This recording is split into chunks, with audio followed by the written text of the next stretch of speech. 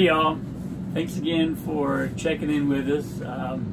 We just arrived into Colorado, haven't really visited anywhere yet, but we spent the last week up in the Grand Tetons in Wyoming, as well as Jackson Hole, Wyoming, and then we moved south through southern Wyoming and into Utah before we arrived here. We were able to hike two really nice trails in the Grand Teton National Park. That was the Taggart Lake, Bradley Lake Trail, which was 6 miles. A beautiful day. All the smoke had cleared out. It was great. And then we hiked another really steep trail called Molly's Ridge, which went up above the town of Jackson, so we could kind of look down and see the town itself. But both days were beautiful. I also got to fly fish a little bit more on the Snake River before we left there, but it was a great time spent in Grand Tetons. It was, and we have another wild animal to check off our list. We saw a grizzly bear. We were safely in our car when we saw it, but we did pull over with 20 other people, and you'll see some footage of that. So got to see that. And then the elk, beautiful animals, huge, and they're rutting, which is also known as their mating season. So we saw this giant buck chasing some doe, like he was chasing 20 doe. Very hopeful, very aggressive. But so that was interesting. We spent some fun times in Jackson shopping. We ate at a great restaurant called Colette. I finally got my hair cut, which was much needed. And we also went to a Thai restaurant. So once again, the good eats continue to follow us. But check out this footage and you'll see a little bit of what we did. Yeah.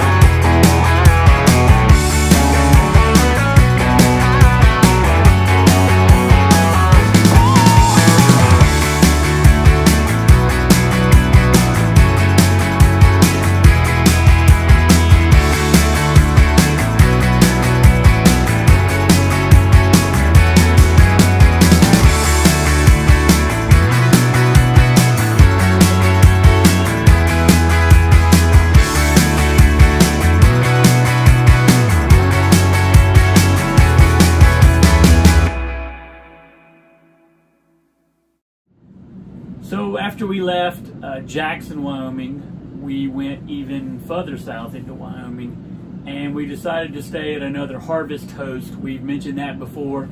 It's usually a brewery or a winery or a farm or whatever, and you can stay there for free, but they just ask that you buy one of their products. So we chose Shumway Farms, which is a family-owned working dairy farm. And so we got to help bring the Holsteins in, feed them, milk them, and just had a wonderful time just watching life on the farm, so to speak.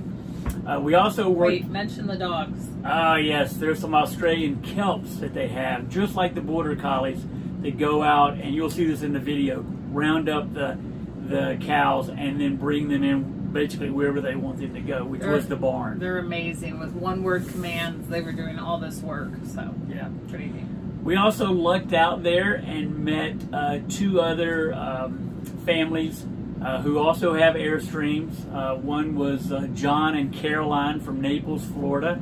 Lovely couple. And we also met John and Nancy and their 2 daughters, Lily and Sylvia. And as it turned out, the 3 guys, we all played acoustic guitar, so we had a big jam session that night, and that was a lot of fun. But more importantly, Sylvia brought out her cello and gave us a small recital, which was even better than us 3 guys playing, to be honest. It really was. So we literally slept next to the bull in his pen, and we're surrounded by cows and pigs and all of the smells that go with it. And I've never seen so many flies in my life. We had the fly zapper out quite a bit that night. But the best part was this serve yourself little dairy market that they have. And so they had homemade ice cream, like probably 15 different flavors in there, and then this Icelandic skier yogurt, which I love. We got that in coconut and lemon and some wonderful cheese. So I'm all loaded up on my dairy. Loved meeting all these other people that happen to own Airstreams, and we all get to share ideas and go over what's working, what's not, and literally help each other fix our campers, or you know, whatever little nuances we have going on that week. But yeah, it's continuing to be a great journey. Every morning we wake up, it's a different scene, and it certainly keeps you on your toes. It makes you realize you can sleep just about anywhere. So after we left Shumway Farms, we continued on southward and headed right down to the Utah border, and we found a great campsite there in the Flaming Gorge National Recreational Area. But we really lucked out. We were literally right on the reservoir and couldn't have asked for a better place. I agree. So the next day we went over to Dinosaur National Monument, right, and got to see some great fossils and bones of the dinosaurs. And what, 60 million years ago? 150 million. 150 million years ago. I can't even wrap my head around that number. But what they've done is they preserved a wall in the quarry and from the excavation, and you can actually see the bones. The other little shout out to Pittsburgh is the man that discovered all of this then took the bones and transported them to Pittsburgh. Am I saying that wrong? No, he was part of Carnegie. Yeah. He was one of the original people that actually found and excavated the bones. But and then the other part was Josie Morris, this woman that lived to be 90 years old, and the last 50 years of her life she lived in a homestead, and we actually got to go walk through her home, and no running water, no electricity. It's pretty amazing how this woman pulled it all off with her cattle, and she was married 6 times, so I kind of find that fascinating, but I'd like to know more about that. But it was neat to see an original homestead. So yeah, watch these clips again. Thanks for watching. Be sure to watch Kate on Instagram, riveting_adventures, and we will see you next week when we come into you from Torrey, Utah, after spending this week coming up in Colorado. Thanks again. Bye.